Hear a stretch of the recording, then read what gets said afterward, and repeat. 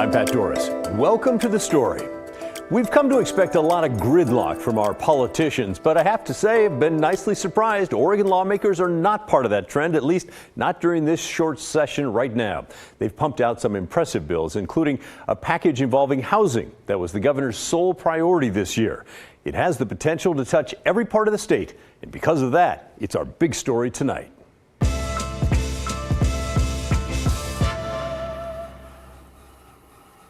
Pretty much any expert you ask will tell you there's not enough homes or apartments in our state, and that drives up the price for everyone.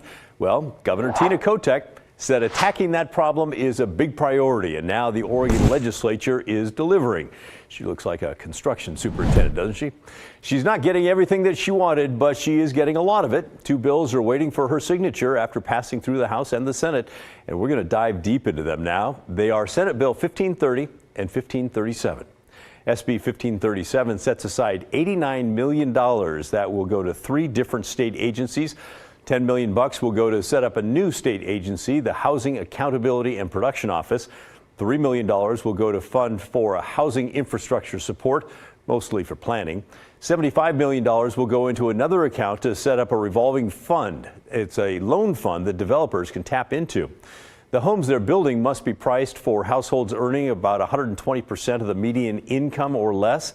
And in Portland, that would be $137,000 for a family of four. Okay, so that's the money for that bill. But there's another section of the bill you may have heard about. It involves moving the urban growth boundary and a one-time exception. Here's the deal. To move the growth boundary, which restricts growth outside of every town and city in Oregon, several boxes are going to need to be checked. It has to be next to the existing urban growth boundary, be designed as an urban reserve, be designated as non-resource land, meaning it's not prime forest or farmland. And now for cities with populations of 25,000 or less, the move can only take 50 acres. For cities with more than 25,000, it can go up to 100 acres. And for areas within the metro region, the greater Portland metro region, it can be up to 300 acres. So we've seen there's money being set aside, and now there's also land being set aside in this bill. And I know it's part of the plan that really ticks off a lot of you folks. So I asked both the leading Democrat and Republican about the change in that urban growth boundary. They insist it is not the beginning of urban sprawl. This is not. This is a one-time exemption, not even exemption, it's one-time ability to bring some land in. We are still abiding by, the Senate bill that created our land use laws, all the from goal 1, which is public input, to goal 10, which is production. So I think those are out of balance right now a little bit, and we've seen that over the years because people want to come and live in Oregon. They want to live here, but then they've bought so many houses. People bought so many houses, then people can't afford to live here. And so to answer the question, this does not erode or change any of the urban growth structural things that are in place. This just allows for one-time exemption. Whenever we talk about the urban growth boundary here, we get lots of emails from our viewers that are very concerned that it's the beginning of ugly urban sprawl. Can you reassure them on that? Absolutely. So we also get a lot of emails on that, and it is my commitment that we are not doing an irresponsible expansion of the urban growth boundary. What we are doing is a one-time allocation of further space to make the housing that we need, and it has to be within urban reserves, and it's not our high-value forest and farmland. Okay, so still with me so far? We've been talking about Senate Bill 1537. It sets up a revolving fund for developers. It creates a new state agency to focus on housing production, and it sets aside some money for infrastructure, things like sewer, for example. Now, there's a second bill, that second bill that I mentioned at the beginning, with a lot more money to pay for a lot more projects. It's called Senate Bill 1530. It spends $279,622,427 on a whole bunch of things. And yes, if you're thinking, man, that's a ton of money, you are correct. Let's take a look. $2 million will go to the Department of Human Services for temporary emergency shelters. The Department of Administrative Services is getting around $30 million, 25 of which is earmarked for the Albina Vision Trust to help them buy the PPS headquarters building. The Oregon Business Development Department is getting nearly $89 million for shovel-ready infrastructure projects aimed at households earning 120% of that median income that I mentioned earlier. The Department of Energy is even getting $4 million for heat pump rebates, showing some of the wide-ranging investments here in this bill. The State Health Authority will get more than $36 million to help fund recovery housing, help low-income folks repair their residence, and a few million to help provide air conditioners. And the Housing and Community Services Department will get over $100 million, $77 million for emergency shelters, project turnkey sites, and navigation centers, and $34 million for homeless prevention. Imagine things like rent assistance and eviction prevention. Now, I know that's a lot of detailed and a lot of information to give you, and trust me, there is plenty more, including a few million for the city of Pendleton, so they can build an arterial road to allow for more housing development next to that road. Yeah, the bill really is that detailed. But it's your tax money, so I think you should know at least every once in a while how it's being spent. Now, a reminder, both those bills are now waiting for the governor's signature. I think it's a slam dunk. She's going to sign them. She initially wanted $500 million. She's not getting all that she asked for, but this money ain't nothing. One other thing, have you noticed how these two political parties are working together? I mean, I think it's a nice change from the bickering that we see at the national level. So I asked the representatives, Dexter and Helfrich, what about that? Yeah, I've had the delight of working with both now Minority Leader Helfrich. He was my vice chair in 2023 on the Housing Committee, and my vice chair, Vicki Brees-Iverson, as well as the Senate vice chair, Senator Anderson. Everyone has really worked together earnestly because this is a problem that we feel in every part of the state, and Oregonians have been clear that they want us to take action. We can do a lot of good stuff if we concentrate on the issues that are in front of us. You see the national, you see what's ever going on at the national. That's not really what happens down here. So we really try to get and work towards solutions. And sometimes we can get there, sometimes we can't. But if we keep focused on what's good for Oregon, we can get to good solutions. Okay, so there you go. Lawmakers working together, housing getting a big boost, Governor Kotek following through on her priority. How about that? What do you think about all that? Send me an email, will you? The address is thestory@kgw.com, or call and leave a voicemail. The number is 503-226-5090. I look forward to hearing from you on that. So if you're in the housing business, you might see some boom times ahead, and I think you'd be correct. Maybe we should not be surprised then that the housing developers are starting to think creatively about what new housing actually looks like in Oregon. Out in Central Oregon, it's single-family homes, but they're a lot smaller than what you might be used to. The New York Times looked into that trend, and they have a piece that we think is worth your time. They're calling it the Great Compression, and it's all about small homes being built in the Redmond area and other neighborhoods across the country. The houses range from about 400 square feet to 600 square feet, so basically a small one-bedroom home. But they're single-family houses with a driveway for one car and even a little yard. So, what do you think? Does this look like someplace that you'd like to live? Well, it turns out the idea is pretty darn popular. The Times quoted a developer who built 500 square foot cottages in Bend. He said that when he went to community meetings with the idea, nobody thought they'd sell, but they did sell. In fact, they sold out, and his investors nearly doubled their money in just 2 years. So, who's buying those small homes? The Times featured a man named Robert Lantner who moved to Redmond from the Portland area. He had owned a condo in Portland, but he didn't like all the building's rules and the closeness to neighbors, and he said he wanted to own a place, not rent. But the median home price in Bend, get this, it's now around $700,000, the median price. Lantner paid less than $300,000 for his little house. Also interested in the mini homes, younger buyers who are being priced out of the market by older homeowners. The Times wrote, "This has created a mismatched market in which members of the baby boom generation are disproportionately living in larger homes without children, while many millennial couples with children are cramped into smaller houses or in rental apartments, struggling to buy their first home." You can check out that article right now at the New York Times. They often put their stories behind paywalls, but I checked on this one just a little bit ago, and it is open. They also talk about how America's housing landscape has changed over the last century and the zoning changes over the years that have allowed for smaller homes. Let's go back to Salem now, where there's been a lot of hoopla over a bill in the legislature that would put Oregon on permanent standard time if California and Washington also make the change. Well, despite a promising start, Senate Bill 1548 ain't going to make it. it's effectively dead. It passed the Senate late last week and was sent to the House, but today we confirmed with House Speaker Dan Rayfield's office the bill is not going to come to the floor for a vote. They tell us there still are a number of critical bills that need to be worked on, and there's just 5 days left in the session. They tell us there won't be time to consider the permanent standard time bill this time around. And yeah, by the way, I did notice the last day of the session is Sunday the 10th. That's when we're going to spring forward and lose an hour of sleep because that bill has never gone anywhere. All right, and speaking of the legislature today, a familiar face announced that she will be running for a seat in the state House of Representatives. It's Christine Drazen. She says she'll be running for Oregon's 51st House District. That's her old seat that she gave up to run for governor in 2022. 850,000 of you voted for her then, but 917,000 voted for Tina Kotek. The 51st district includes big parts of Clackamas County, including Canby, Eagle Creek, Estacada, and Sandy. Now, let's get to some of your thoughts on our big story from last night in Portland. It was Portland General Electric that we featured.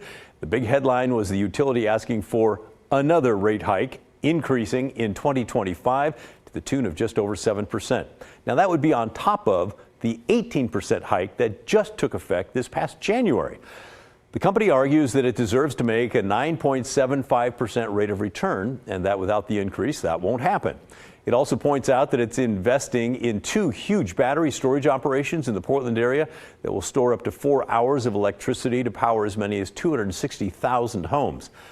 It also wants a new mechanism to ask for more frequent rate hikes to pay for safety and resiliency work on its system. So I guess it should come as no surprise that many of you feel the same as a viewer named Patricia, who wrote simply, "Another PGE rate increase? You got to be kidding me." Honestly, it's just overwhelming to have to worry about paying increases, especially over the almost 18% increase.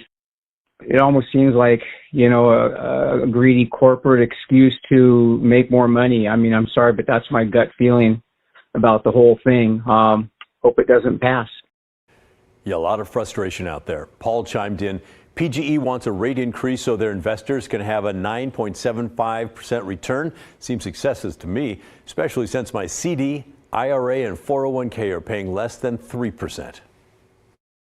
I found out about this new PGE rate hike over the weekend, and I was so angry when I heard that. I'm still trying to deal with the last rate hike. And for the first time in my life, I had to apply for low-income help because my electric bill is I'm paying so much for my electric bill. I'm sure that I'm not the only one that's just screaming about it. No, Nancy, you are not. How about this one from Mike? It is hard for me to believe that they would have the gall to even propose another rate hike. I have a very hard time believing the PUC would even consider this. What are they thinking? I also work for a large utility, and we have not ever asked for a rate hike of that size. Unbelievable. So yes, the vast majority of you are not thrilled about the idea of yet another PGE rate hike, but I got to say, we did have 2 viewers with kind of a counterpoint. This person wrote, "I'm not happy with increased prices, but at least I am getting something for my money. My Portland property taxes are 11 times higher than my annual PGE bill. No exaggeration. Lower the taxes and keep the absolutely essential electricity flowing." And Julie wrote in to say, "If we want continued reliable and safe electricity, we need to allow our utilities to raise the money to make the necessary investments." I don't know how much that is, but safe to say it's probably way more than we consumers can understand given green energy goals. No one wants to pay more for basic needs, but we can't have investment without paying for it. Thanks for all your comments. Coming up next on The Story, today is Super Tuesday, where over a dozen states are holding primaries to choose their candidate for president this coming November. But with questions swirling about Trump and Biden's age, what happens if one of them suddenly drops out this far into the campaign? We have answers for each scenario leading up to and after Election Day when The Story returns.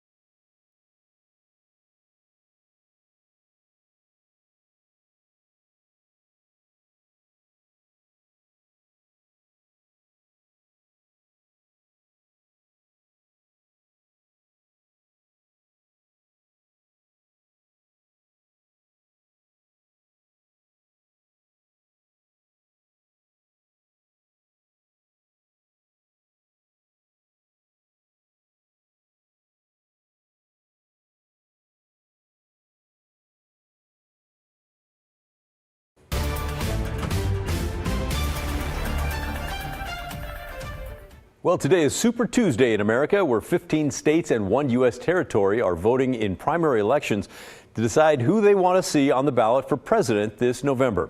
It's expected that today's results will cement a Biden-Trump rematch. But one of the storylines concerning that matchup is the simple passage of time. You know, their age. There have been all kinds of questions on social media wondering what happens if Biden or Trump dies mid-campaign, or if their health forced them to drop out. Not that we want that for either one of them. There are quite a few scenarios to consider, though. Casey Decker with our Verify team has the story.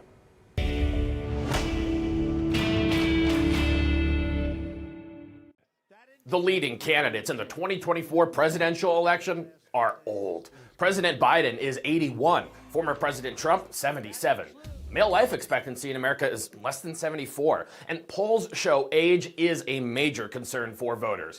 We've received multiple questions from viewers wondering what would happen if one of the candidates dies or drops out of the race. The answer depends on a lot of factors: where we are in the election cycle, state laws, party rules, and the Constitution. We'll walk you through all the scenarios using these sources. Let's break it down into 5 stages: during the primaries, at the conventions, after the conventions but before Election Day, after Election Day but before the Electoral College votes, and after the Electoral College votes until Inauguration Day. So first, what happens if a candidate dies during the primaries between now and June? Depending on the state, if the primary hasn't happened yet, they'll probably still appear on your ballot and could still win delegates. Newcomers could jump in the race via a write-in campaign, if the state allows it.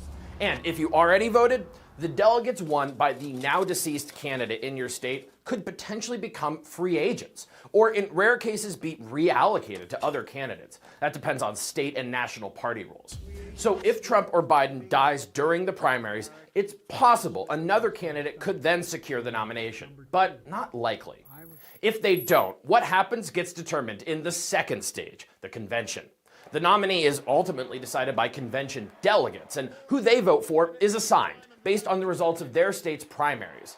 But there are 2 scenarios in which delegates could be allowed to vote for whoever they want. The first is if no candidate has a majority after the initial vote, in which case all the delegates become free agents. The second is if their assigned candidate has died. In this situation, the parties would likely enact rules to free up those delegates. Living candidates would still keep their delegates. And when a delegate is up for grabs, anyone can vie for their vote, even if they didn't run in the primaries. The process, called a brokered convention, continues until someone gets a majority and becomes the nominee. Stage 3. What happens if the nominee dies before Election Day? This answer is pretty clear. Both parties have a rule saying that their national committee, a group of a few hundred state and national party leaders, would hold a vote and pick the replacement. Okay, next. What happens if Trump or Biden dies after winning the November election? Stage 4 is between Election Day and when the Electoral College votes. This involves people, called electors, who are picked by their party, filing the official votes for the candidate who won the state. But in the event that candidate dies during this month-long window, it's an open legal question about who they're supposed to vote for. So state legislatures would likely have to pass new laws clarifying what electors are allowed to do. And finally, stage 5. Things get a lot simpler if the president-elect dies after the Electoral College votes, but before the inauguration. In this case, the 20th Amendment to the Constitution is invoked. It states that if the president-elect dies before taking office, the vice president-elect will be sworn in instead. Afterwards, the new president would nominate a new VP, who would have to be confirmed by the Senate. With your Verify, I'm Casey Decker. Wow, that's a lot to think about, huh? Hey, still to come on the story, the El Nino weather pattern was supposed to bring drier, warmer winter, but kind of not the case. It's good news for Oregon's snowpack, though, and should help some areas experiencing drought. Meteorologist Joe Ranieri brings us the details when the story returns.